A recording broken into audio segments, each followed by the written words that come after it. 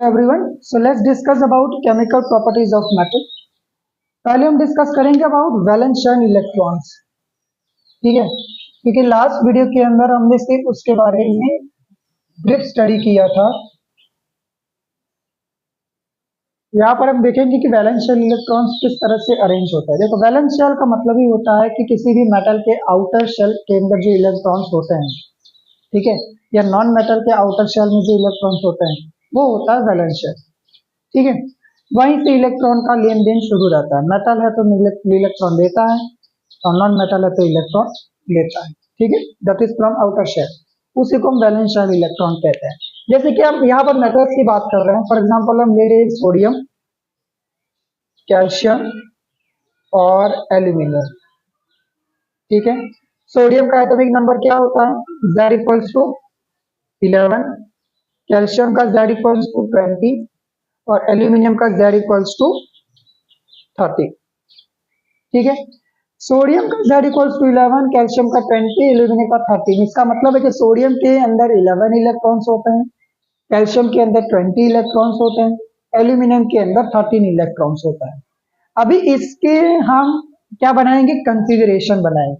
देखिए, कॉन्फ़िगरेशन हम पिछले वीडियो में क्या लिखते थे? 2, 8 फिर 1 लिखते थे। ठीक है, जैसे सोडियम का अगर हम बात करें तो ये उसका कॉन्फ़िगरेशन था। तो नॉर्मली 2, 8, 8 तक लिखा जाता है। देखो, जब भी आप कॉन्फ़िगरेशन लिखते हैं तो हम पहले उसके एटॉमिक नंबर से पता लगाते हैं कि कितने इलेक्ट्रॉन्स उसमें होंगे। ठीक है, जैसे 1s2, 2s2, 2p6, 3s2, 3p6, ठीक है, 4s2, फिर 3d वाली ऑर्बिटल आ जाती है। ठीक है, ये सीक्वेंस होती है। अभी इसी के बेस पर हम यहाँ पर लिखते हैं, जैसे कि ये तो दो ऐसे ही रहेगा, ये 6 और 2s 2p को साथ में लेंगे, कितने इलेक्ट्रॉन्स हुए? 6 और 2 8। इसके दो इलेक्ट्रॉन्स हुए 6 और 2 8। ठीक है, बेसिक ये कॉमन होता है। अभी देखो, जैसे यहाँ पर z इक्वल्स टू 11 है, ठीक है, तो इसको हम इलेक्ट्रॉन कैसे लिखेंगे? 2, 8, अब गिनो, 8 और 2 10 हो गया। अब एक इलेक्ट्रॉन कम पड़ रहा है, यानी वही एक इलेक्ट्रॉन वो कहां पर होगा? उसके वैलेंस शेल में होगा। ठीक है, इस तरह से। वही बात करें z इक्वल्स टू 20, तो कैसे लिखेंगे? 2, 8, 8 तक लिख ही देते हैं, 2, 8, 8 तक लिख ही देते हैं। 8, 8, 16, 17, 18। अब जो बाकी के जो दो इलेक्ट्रॉन्स है वो उस कहां पर हो गए? उसके वैलेंस शेल के अंदर होंगे। तो ये हो गया 2। एल्यूमिनियम का देखो 13, तो 2, 8, अभी 8 नहीं लिखेंगे, नहीं तो ज्यादा हो जाएगा। 8 और 2 10, हमें 3 और चाहिए। ठीक है, कितना चाहिए? 3 और चाहिए, तो यहाँ पर लिख देते हैं 3। ठीक है, एटॉमिक नंबर से पता चलता है कि हम कॉन्फ़िगरेशन को किस तरह से लिखना है। जब बहुत बड़ा एटॉमिक नंबर होता है तो 2, 8, 8 हम लिख ही देते हैं इसके अकॉर्डिंग। और बाद में जो 1, 2 नंबर कम पड़ जाता है वो उसका वैलेंस शेल होता है, मतलब वो इलेक्ट्रॉन उसके वैलेंस शेल में होता है। जैसे सोडियम का अंदर लास्ट इलेक्ट्रॉन 1 ही है, तो सोडियम सिर्फ 1 इलेक्ट्रॉन डोनेट करेगा।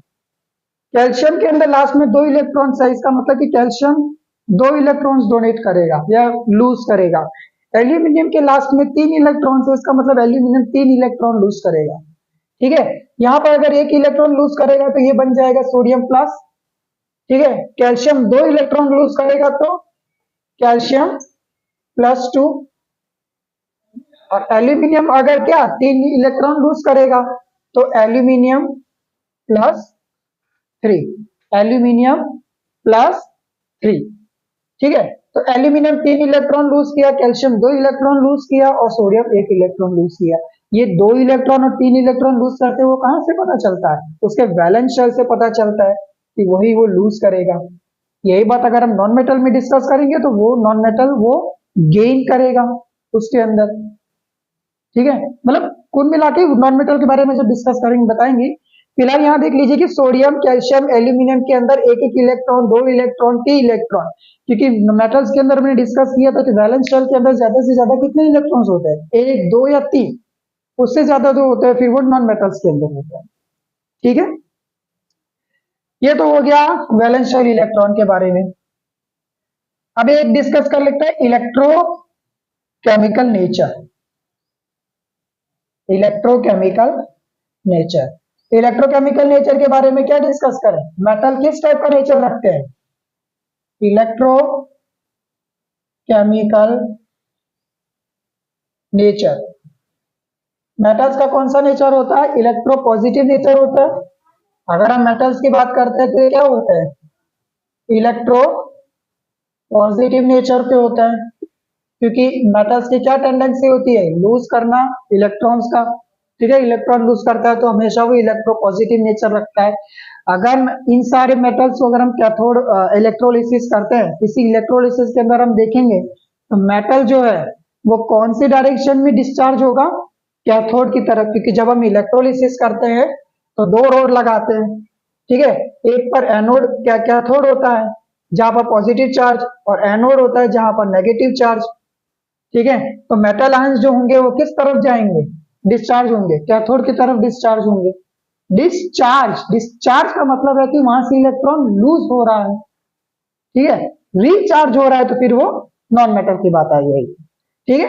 तो हमेशा इलेक्ट्रोपॉजिटिव नेचर होता है मेटल का, ये चीज हमें याद रखनी है, ठीक है, क्योंकि इलेक्ट्रोलिसिस के दौरान मेटल हमेशा डिस्चार्ज होगा कैथोड की तरफ, क्योंकि वहां पॉजिटिव चार्ज डिस्चार्ज होता है।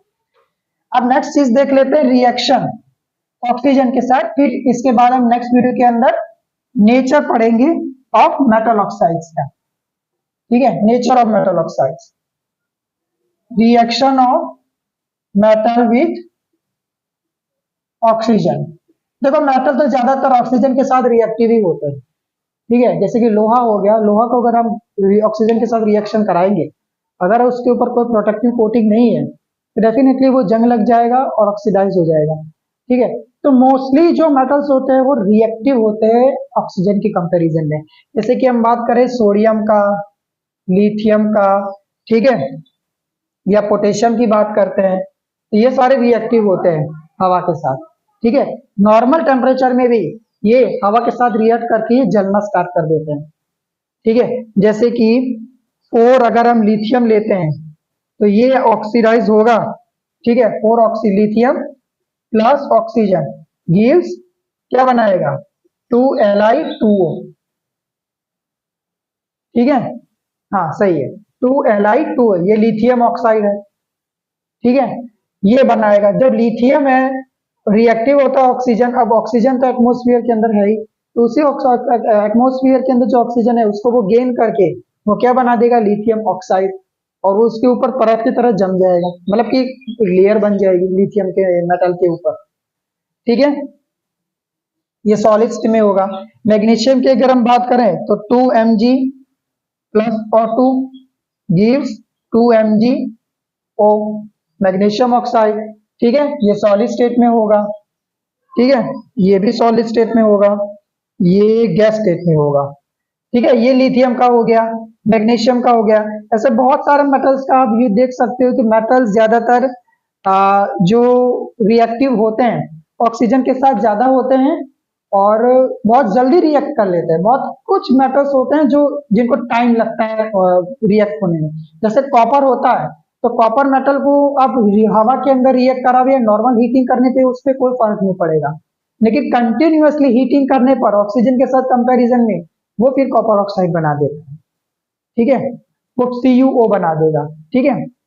एग्जांपल देख लो यहाँ पर, जैसे 2Cu plus O2 gives CuO, 2CuO, ये कॉपर ऑक्साइड, ये जल्दी कॉपर जल्दी हवा के साथ रिएक्ट नहीं करता, बहुत कम रिएक्ट करता है, लेकिन ज्यादा अगर हीट कंटिन्यूअसली हीट करोगे तो फिर ये कॉपर ऑक्साइड में कन्वर्ट हो जाएगा। एक छोटा सा टॉपिक है, देख लेते हैं, nature of metal oxide. Nature की बात करें तो मेटल ऑक्साइड किस टाइप के नेचर होते हैं, बेसिक, हमने पिछली वीडियो चैप्टर के अंदर भी डिस्कस किया था कि मेटल्स के हाइड्रोक्साइड्स और ऑक्साइड्स जो होते हैं, ठीक है, जैसे सोडियम ऑक्साइड हो गया या सोडियम हाइड्रोक्साइड हो गया, ये दोनों कौन सा नेचर रखते हैं, बेसिक नेचर रखते हैं, ठीक है। मेटल्स जो होते हैं वो ज्यादातर मेटल ऑक्साइड्स किस नेचर के होते हैं, बेसिक नेचर के होते हैं, ठीक है। एक एग्जांपल से बता देता हूं आपको, जैसे कि CuO कॉपर ऑक्साइड है आपका, ये क्या है, बेसिक है। अब क्योंकि मेटल ऑक्साइड बेसिक नेचर के होते हैं तो अगर उसको आप एसिड के साथ रिएक्ट कराओगे तो क्या बनेगा, सॉल्ट और वाटर बन ही जाएगा, क्योंकि हमने पढ़ा था acid plus base give salt plus water. Copper oxide plus 2HCl, अगर हम एसिड के साथ रिएक्शन कराते हैं तो ये एज अ बेस वर्क करेगा, ये एसिड के साथ रिएक्शन करेगा, तो CuCl2 copper chloride plus H2O, ठीक है, ये लिक्विड में होगा। तो ये CuCl2 क्या है, ये आपका सॉल्ट है, ये आपका एसिड है और ये आपका बेस है, ठीक है।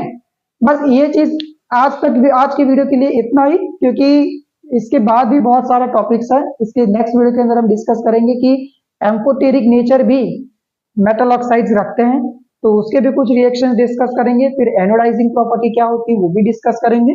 ये मुझे उम्मीद है कि यहाँ तक आपको समझ में आ गया होगा। केमिकल प्रॉपर्टीज बोर्ड एग्जाम में जब आता है तो बहुत लेंथी आंसर बन जाता है, ठीक है, तो आपको प्रॉपरली और स्टेप बाय स्टेप सारे चीजें आपको लिखनी पड़ेगी, ठीक है। ओवर राइटिंग नहीं करना है, पर जितना कहा जाए उतना आप लिखेंगे तो बेटर रहेगा, ठीक है। नेक्स्ट वीडियो के अंदर हम डिस्कस करेंगे मेटल ऑक्साइड्स की एम्फोटेरिक प्रॉपर्टी, ठीक है। तब तक के लिए गुड बाय।